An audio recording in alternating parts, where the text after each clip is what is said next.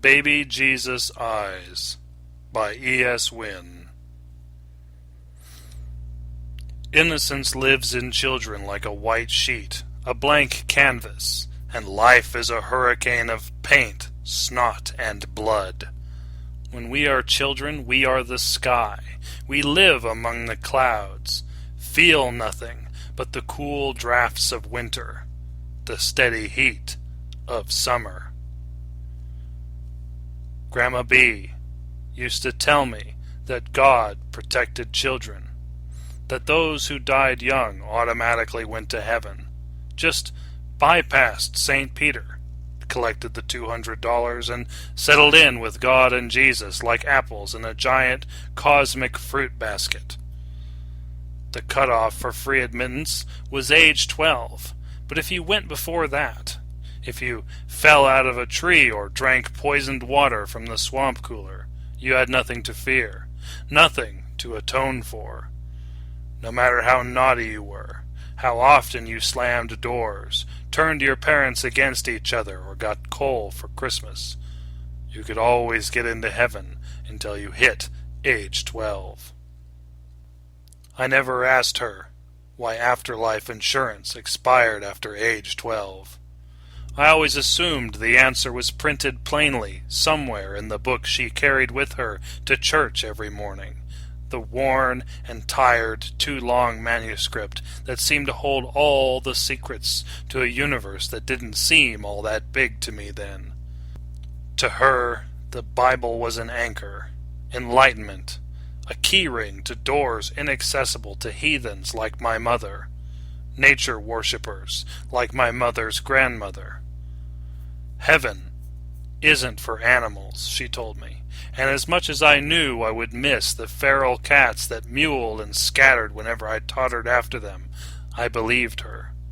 She had read the book. She knew the secrets of the universe. Dad, if you could be any animal, what kind of animal would you be? I'm 7, and Lake Maloney's is as big as the ocean to me. An endless, depthless, cold and abyssal, Lovecraftian nightmare in placid brown-green. My father's boat, a relic of his failed marriage, feels as safe to me against the imagined horrors of the lake as blankets do against the kinds of monsters that lurk in closets and under beds. My father takes a moment to stare out over the lake, pull a gulp from a beer that kids joke comes from a factory south of the belly button. Human, he says with a grin, giving that cinematic ah as the bubbles rattle through his gullet like the seeds of a cancer still waiting to take root there. Because humans can ride motorcycles and use chainsaws. In this memory I begin to protest, to smile slyly with the knowledge that I've caught him in a falsity, that I finally have a chance to assert my budding personality and be the one who sets him straight. My sheet, my canvas of self is still white, but I'm proud of the stains it bears, the blood, the snot, the flying paint. I'm eager to sling a little paint myself. Paint his own mother should have given him when he was a child, and the secrets of the book were still fresh and vibrant. Grandma B says I have baby Jesus eyes, that she can see Christ in my smile. Domination never comes. Instead, I remember a moment from a past that seems like an aeon ago, something lost through 2 years of spreading, cycling eternity. In that moment I am 5. I am at the country fair, and my mother is standing at my side. Before me is a test, a trial of early manhood, an ominous cabinet of polished wood with a sign that asks, "What is the most dangerous animal in the forest?" Like a soldier, I steel myself for roars or jack-in-the-box lions as my tiny fists tighten across rough wooden handles, nodding fearfully, hesitating just long enough for my mother to put her hands on my shoulders, urge me to open the cabinet doors. Like a soldier, I do as I'm told. I open the cabinet, and I don't close my eyes. You are. A red light comes on, and in a mirror fixed to the back of the cabinet, another 5-year-old stares blankly back at me, half frustrated, half confused. That's dumb, I say as I turn to my mother. Humans aren't animals. Sure they are, she says, and I pause a moment as this new splash of paint hits the canvas of my mind. More secrets of an ever-widening universe, a key from the keyring of heathens to doors inaccessible to those who carry the keys of the book, to prayer warriors like Grandma B. My mother is put in charge of her first crop of students just after I turned 10, and like an acolyte aspiring to priesthood, I am raised within her words, a monk occupying an empty desk, holding each new key as gospel, brimming, running over with the spirit of Darwin, Linnaeus, Johansen, the Leakeys, and countless others. To my 10-year-old self, my mother is the smartest woman in the world, and the only gaps in her gospel come where the shadows of spirit intrude like tentacles reaching from some nameless abyss. Like a holy infant, Grandma B carries me into the chapel, where men and women drop to the floor, shriek and convulse with the Spirit of the Lord. Her hands are tender, mild, and her eyes run with fresh tears of fear and joy, of reverence, and in another 10 minutes I am full of the same fear and reverence. The same joy as the man in the cloth, who lays his warm, gnarled hands upon my back and demands the demons that have darkened my baby Jesus' eyes to come out. That night I throw open the door of my grandmother's trailer and scream at Satan, shake my fist, and curse in the same way that 15 years later I will shake my fist and curse at a man with a sign using the words, "Fuck you," and "Fuck Christ." A handful of months later, I spend my 24th Halloween at Disneyland. Get there late so I can go in costume.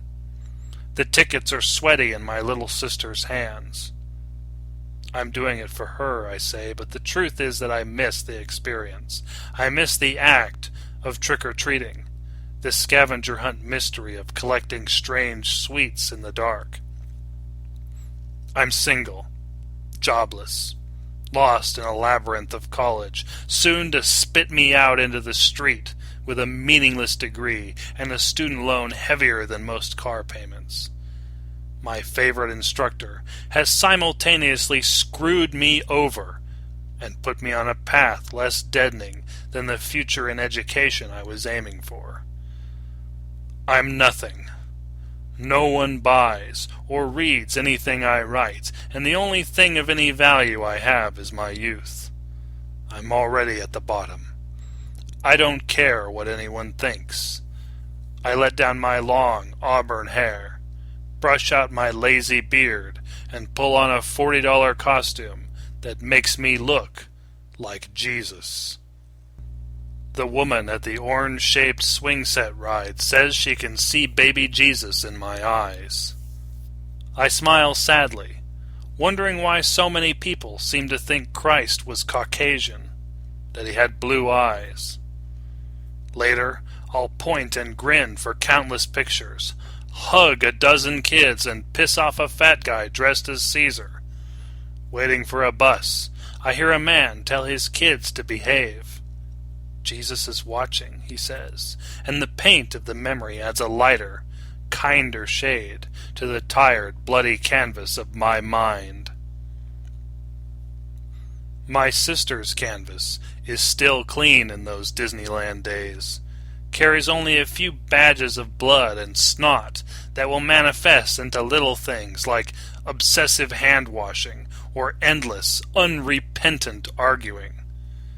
At her age, at 7, my canvas is half as stained, bears only the marks of divorced parents, with hours of sad road between them, and the paint and snot of a school I hated, a school that tried to break me, and failed.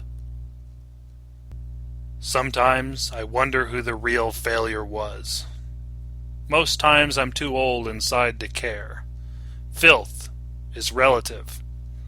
Some would say that I'm still young, that my canvas is still clean, that I still live among the clouds, feeling nothing but the cool drafts of winter, the steady heat of summer. Sometimes my dreams are vapor.